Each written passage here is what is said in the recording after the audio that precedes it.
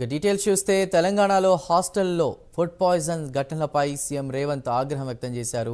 పరిశుభ్ర వాతావరణంలో విద్యార్థులకు ఆహారం అందించాలని, విద్యార్థులను కన్నబిడ్డలా చూడాలని హాస్టల్ నిర్వాహకులకు సూచించారు.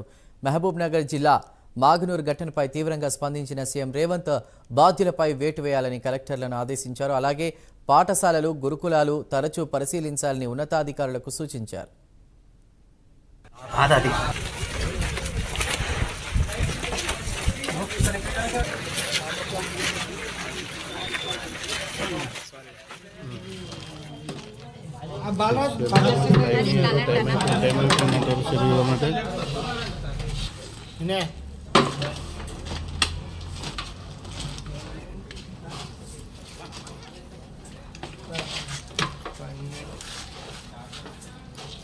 రాజేందర్ చెప్పండి, ఈ మధ్య కాలంలో పాఠశాల గురుకులాలకు సంబంధించిన హాస్టల్లో ఫుడ్ పాయిజన్ కేసులు ఎక్కువగా చూస్తున్నాం.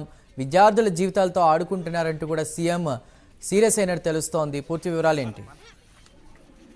ఖచ్చితంగా ఇటీవల ప్రభుత్వ సంక్షేమ హాస్టళ్లలో జరుగుతున్న వరుస ఘటన నేపథ్యంలో ముఖ్యమంత్రి అధికారులపై తీవ్ర ఆగ్రహం వ్యక్తం చేశారు. దీనికి సంబంధించి ఇవాళ అన్ని జిల్లా కలెక్టర్లతో ముఖ్యమంత్రి సమీక్షించడం మనకు సమాచారంగా తెలుస్తుంది. ప్రభుత్వ పాఠశాలలు, గురుకులాలను తరచుగా తనిఖీ చేస్తూ విద్యార్థులకు పరిశుభ్రమైన వాతావరణంలో పౌష్టికాహారం అందించాలని చెప్పేసి జిల్లా కలెక్టర్లకు ముఖ్యమంత్రి రేవంత్ రెడ్డి ఆదేశించారు. అయితే ఇటీవల జరుగుతున్నటువంటి వసతి గృహాల ఘటనల నేపథ్యంలో బాధ్యులు ఎవరైనా సరే ఖచ్చితంగా వాటి మీద వేటు వేయాల్సిందని చెప్పేసి జిల్లా కలెక్టర్ స్పష్టంగా చెప్పారు. దీనికి సంబంధించి విద్యార్థులకు పౌష్టికాహారం సంబంధించి ఇటీవలే డైట్ ఛార్జీలు పెంచినా గానీ గత నెల రోజులుగా రాష్ట్రంలో అక్కడక్కడ జరుగుతున్న ఘటన నేపథ్యంలో ముఖ్యమంత్రి ఆగ్రహంగా ఉన్నట్లు కూడా మనకు స్పష్టంగా తెలుస్తుంది. దీనికి సంబంధించి జిల్లా కలెక్టర్లందరికీ కూడా కాసేపు స్పష్టమైన సూచనలు కూడా చేశారు. తరచూ పాఠశాలలు, వసతి గృహాలు తనిఖీ చేసి దానికి సంబంధించిన నివేదికలు ఎప్పటికప్పుడు అందజేయాలని చెప్పేసి కూడా వారు ఆదేశించారు. అయితే విద్యార్థులకు అందించే ఆహారంలో ఎవరైతే ఉదాసీనంగా వ్యవహరిస్తున్నారో ఆ అధికారుల మీద, సిబ్బంది మీద చర్యలు తప్పవని హెచ్చరించి అవసరమైతే ఉద్యోగాల విషయంలో తొలగించేందుకు కూడా వెనుకాడమని చెప్పేసి కూడా అంటే కఠినంగా హెచ్చరించారు. దానికి సంబంధించి మంచి విద్య అందించే ఉద్దేశంతోనే వేల సంఖ్యలో ఉపాధ్యాయ నియామకాలు చేపడుతున్నా కానీ మరోవైపు పౌష్టికాహారం సంబంధించి డైట్ ఛార్జీలు ఇటీవలే పెంచిన విషయాన్ని కూడా కలెక్టర్లకు ముఖ్యమంత్రి చేశారు.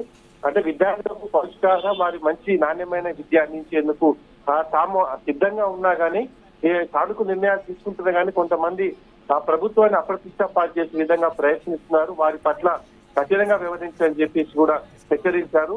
అవసరమైతే వసతి గృహ హాస్టల్లో ఆహార విషయంలో కొందరు ఉద్దేశపూర్వకంగా పుకార్లు సృష్టిస్తున్నారు. అక్కడ లేని వార్తలు కూడా ప్రచారం చేస్తూ విద్యార్థులు, వారి తల్లిదండ్రుల్లో భయాందోళన సృష్టించే ప్రయత్నం చేస్తున్నారు. వారి పట్ల కఠినంగా ఉండాలని చెప్పేసి కూడా ముఖ్యమంత్రి జిల్లా కలెక్టర్లకు ఆదేశించారు. ఏదైతే ఇవాళ నుంచి ఖచ్చితంగా అధికారులు ఎవరు నిర్లక్ష్యంగా వ్యవహరించినా వారి విషయంలో కఠినంగా ఉంటామని హెచ్చరించారు. ప్రభుత్వ పరంగా వారు విద్య అందించేందుకు ఉపాధ్యాయ నియామకం చేయబడుతున్నాం. మరోవైపు హాస్టళ్లలో విద్యార్థులకు పౌష్టికాహారం అందించే ఉద్దేశంతోనే నాణ్యమైన పౌష్టికాహారం అందించాలి.